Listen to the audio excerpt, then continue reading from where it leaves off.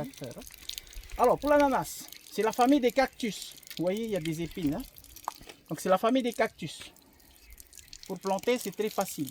Celle-là, c'est la Queen Victoria, hein, la variété. On tourne juste comme ça. Ah oui. On enlève les premières feuilles. Il faut essayer d'appuyer un peu au-dessus. Voilà, d'abord.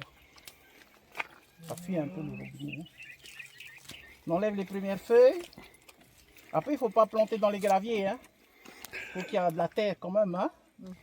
Donc, on plante dans la terre. Sinon, on peut planter dans les pots. Moi, j'ai déjà vu des fruits, enfin des ananas qui ont poussé dans un pot. Ouais, moi, j'en ai chez moi.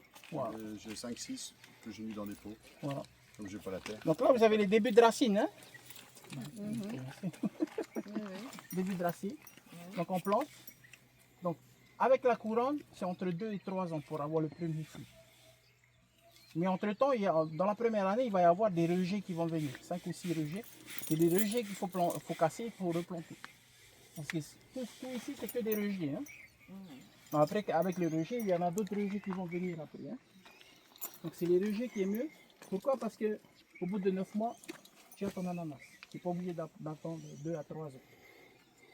Donc, 9 mois, comme la maman, ananas au dessus. Bon, après, les fruits grandissent. Hein. Alors, tout ça, c'est fait à la main ici. Hein. C'est pour ça que c'est très attractif pour les jeunes. Hein. Non, je rigole.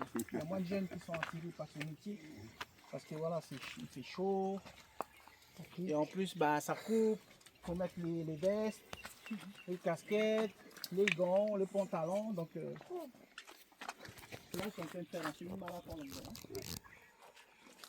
Donc, l'espace qui est là, c'est dédié à la nature. C'est pour ça que devant, vous avez le musée de la mer, vous avez un petit élevage de crevettes. Dedans, le lycée agricole exploitation, vous avez un élevage de cochons. Vous avez aussi des plantations. Hein. Vous avez aussi de la salade, des tomates, tout ça, des poivrons. Hein. Et ils font aussi du miel à l'intérieur, hein, des arbres. Il y a des ruches d'abeilles. Donc, toute cette zone-là, c'est dédié que à l'agriculture. Donc, il n'y a pas de logement qui est construit. Hein. Donc, c'était un riche qui avait cette propriété-là.